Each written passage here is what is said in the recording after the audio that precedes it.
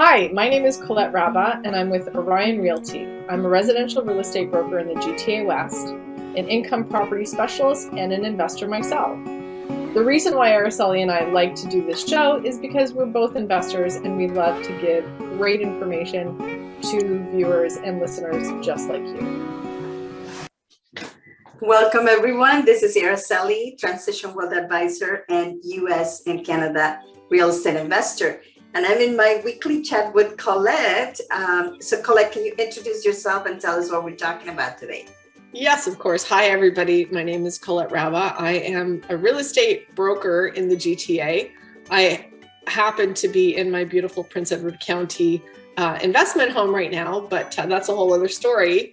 Araceli and I, as you know, we like to do the show because we like to talk about real estate, finances, and income properties especially. And today, if you're interested in either buying a condo or investing in a condo to rent, there are some things you have to know. Condo fees are all different, and this will make a big difference when it comes to the bottom line if you're going to rent it. So today we're talking about condo maintenance fees and how we can read a MLS listing and understand it a little bit better. So I have a couple examples. Yeah. I'm going to share my screen with you, with everybody. So Colette, before you share your screen, Sure. what I wanted to say to a lot of people is that when people go and buy a condo is because it's more affordable than a house. However, every month there is other expenses that you will not have in a regular house or just a detached house that might add to your bottom line. And cash flow is very, very important. So think about these things before you decide to go and see or get a condo, because sometimes I've seen it in some cases that you get $800 a month for condo fees. And that is quite a lot of money.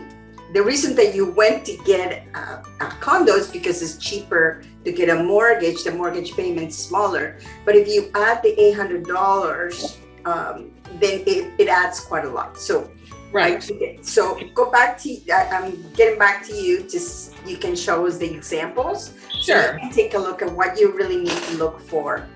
Sure. And the other thing too, what I just want to add to that too, because when it comes to, can you see my screen? Is that okay? Yeah.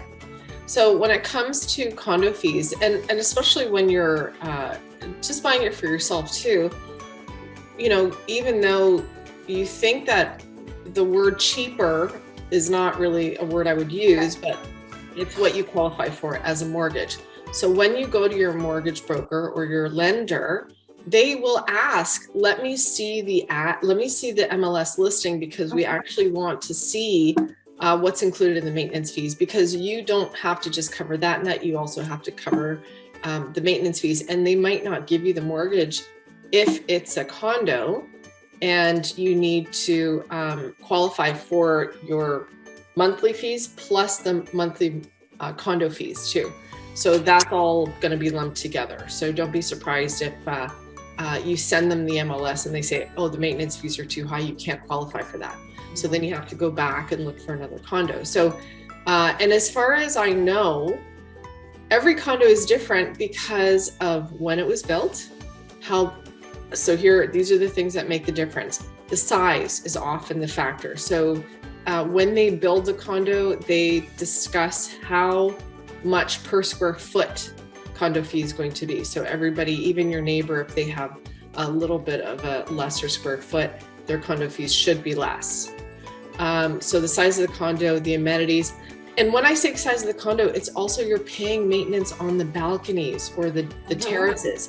So they can really, if you have this huge terrace, guess what? Your maintenance fees are going to be crazy. So also the amenities. So is there a pool? Pools are notoriously expensive to run and to pay the hydro on and things like that. So if you want a lower maintenance fee, look for a place that has no pool. And you know, there are lots of other things like the snow shoveling in the winter, the landscaping in the summer months or in the other months that we don't have snow. Other general maintenance, like your cleaning of the hallways and and the elevators, things like that. And then you have, and honestly, I tell everybody, when you buy a condo, join the board, go to the meetings, listen to what people are saying, and know what kind of condo fees are coming up. Yeah, there's anticipated fees and there's non-anticipated fees, and we'll talk about that in a minute. So here's a prime example. So if you've never looked at an MLS listing before, this is from Toronto Real Estate Board, and that's the board I belong to. So we sell all of GTA. Just really quickly, so the things that most people will look at is the square footage of the condo. So here and I tried to get examples that are all around the same size. These are all in Mississauga too. So I took all these are currently for sale. If anything piques your interest, you can call me and let me know. So roughly this one says it's between 500 and 600 square feet. And that's the average. And we all have to just fill in that spot as a realtor to know approximate square footage. We can't guarantee it's going to be exactly 600 square feet. So, so that's something on the left, if you can see that there, if I can do my cursor, if you can see that. So now this is what we really want to talk about right here. So this is the maintenance is $463 a month. There is central air conditioning, but this is what's included and not included in this. So you can see the taxes are not included. That's an added expense. The heat is included, water is included, hydro is included, central air conditioning is included, parking is included. How many spots do I have? 1. So see how all that works out. Cable usually is never included because people just don't have cable anymore, so they've taken that out. Most of the time, if you look at all the listings, water is usually something that's included because it's in the whole building. Hydro is going to be different because either you have your own furnace in your property or or it's centralized. So I'm actually surprised that this one is included. I don't know how it is. It's maybe an older building, but usually hydro now, even in condos, it would be separate. You would have to pay for it. Absolutely. So that's why we want to do this show, so we can show you the difference. And this is Peel. So the similarity is here in the 3 examples that I have. It's all Mississauga Peel, and they're all around 500, 600 square feet. So you have an idea. And this is not even including bedrooms. We're not even talking about that. But the first one is a 1-bedroom condo. This one is also a 1-bedroom, but look at the difference. It says it's smaller, so it's probably about 500 square feet, which is quite small. It's also a 1-bedroom, but the maintenance fee is $272. So that's a big difference. Water is not included, hydro is not included, air conditioning not included, because this all has to do with extra heat not included. So you have your own furnace and you have to pay for it separate. Oh, okay, parking is included, so you have 1 spot. But see the difference? So, and then let's look at the third one. So this one again, 500 to 600, 446. Oh, sorry, did I go back? No, this was, so this one is similar to the first one, but water is not included, hydro not included, air conditioning not included, parking, there's 1 spot. So as you can see how different it is, how much is that difference going to make in your monthly payment? Is it going to be $200 difference? What is it? Well, it depends. If for a smaller unit, it's not going to be as much, but it adds up. And this maintenance fee is quite high. It's $446 if it doesn't have anything else included. Exactly. So what's included? Why is it that high? So all these questions, and exactly what you said before, newer buildings, they just have, this is your 4 walls, you're responsible for everything else. Older buildings, and that's the thing too, older buildings, what I find when I look for condos, older buildings are bigger. Yep. The price is less, but the condo fees are higher because the older the building is, the higher the maintenance fees, because it's wear and tear, and they need more money to hold back for bigger things, like the windows have to be replaced after how many years? The roof probably has to be replaced after how many years? The other thing too, that I can't stress this enough, I'm just going to go back to share screen so I can show you what to look for.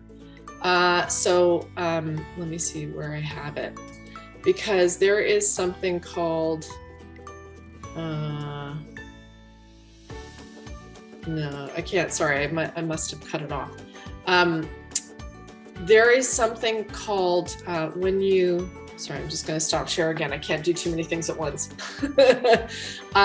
When you get your status report, when you make an offer on a property, you get something called the status report, and your offer should be contingent on you being able to look at the status report, send it to a lawyer, let them look it over so they understand what kind of fee structure you're expected to pay. Because guess what? Older buildings, when it's time to do the windows or when it's time to do something bigger, they don't just tack it on to the regular maintenance fees. There's an extra fee, and it could only be for maybe 6 months or for a year, depending on what the project is. Or let's say they want to resurface the driveway. That's all a special fee that is not included in the maintenance fees. So if you buy and that's coming down the pipe, you might have an extra 300, 400, 500, whatever the amount is for the next 6 months on top of your regular maintenance fee. So that status report is very, very important to know that. And also how much money is left in the coffers, because let's say something does happen, there's an accident, or they have a special, some kind of problem that they didn't foresee. Who's going to pay for it? You. Absolutely. Buyer. And that's why I'm not very fond of condos, but they do have their merit. However, You have to be very, very careful, because those little details could really add up to your bottom line. And remember, the reason that you are looking at a condo, the majority of people, is because they want something that is more affordable.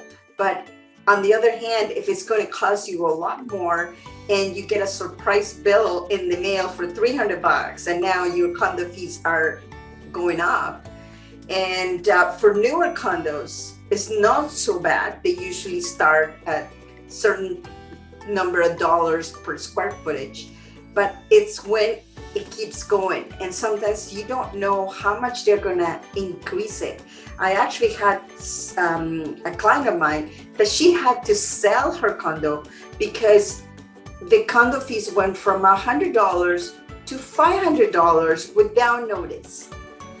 So that troubles me. I don't understand why they would do that, or if that was even allowed, because usually condo fees go up between 1% and 2% a year, and that's it. And it changes every year. Yeah. So when you think of it for an investment too, so you think, okay, I'm going to invest in this property, and there are, again, it's too hard to tell you which ones, but there are some condos that you can't even get financing on because the mortgage companies flag those buildings and they say, no, we know there's something coming down the pipe that is not good.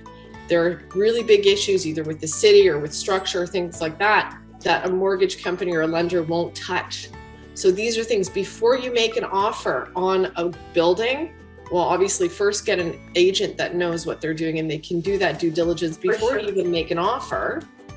And then once you make an offer, make sure you are kept safe. You have those clauses in there. I don't care what kind of market it is. If it's a hot, crazy market, protect yourself. There is high-tech plumbing that could be a problem. There are leaks in the windows that could be a problem. There is past history of bed bugs, things like that. You are in a communal space, whether you like it or not. A condo is still a huge investment, no matter what the price, because you have neighbors very, very close to you. So what kind of people are buying? Are they all investors and the building is empty? All these questions you have to ask, you have to know. Realtors should be able to help you answer all those questions before you make an offer. Absolutely. So this is something that you just don't want to go at it alone. There's too many little things and details that you want your realtor to help you with. And that's what they're there for, to keep you safe. Well, and the funny thing too is I've had a lot of clients that are looking for townhouses, and townhouses are this funny gray area where some are freehold and some are condo townhouses. So you have that extra maintenance fee, and how do you justify the price? what's the difference? What am I getting? I have my condo. What's included? Are you going to replace my windows? What if I want to paint my door? Is that part of the condo fee? All these things really make a difference. So really do your research. And yeah, and also not only what it's included, but also what you are allowed to do. Like you said, if you want to paint the door, you may have to do it on certain colors because right. it has to be, matching whatever the color scheme is. The same with the outside. How far can you go to do planting something or doing a change? In some of the backyards, sometimes they're fenced, but sometimes they don't allow you to do that. So if you have pets or younger kids that you want to leave in the backyard, you don't want to leave them exposed to it. So all of those things, and they won't, some people think, oh, well, I'm going to close it off, but you're not allowed to do that. So right. All of those little things as well. Also, if you are looking at doing an Airbnb, some condo corporations, they won't allow you to rent the unit. It has to be only owner occupied. So all of right. These things you have to deal with. And it's just a matter of planning. Are you planning to stay there for a longer time? And if you know that you're not going to, maybe just, an interim for another property. So there's many things to think about, but I think the condo fees sometimes are a little bit tricky to understand. Yeah, and that's the thing. That's exactly why we just want to put that out there to say, like, when you're reading a listing, really understand what you're buying and what you're getting for that money. Because some condo fees, I can't justify it. It doesn't make any sense to me. So that's the condo board. It depends on who's running the condo board. It depends on when the condo board is formed. A lot of new builds, they don't even have the condo board formed.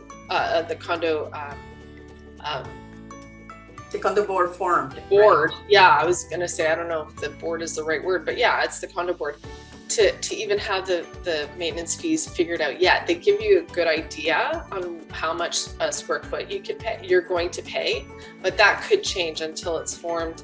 And then the other thing too is, like, the owner should be running as the elected officials in that condo board. So you can run for president or treasurer and just keep informed of what's happening in your condo, in your building.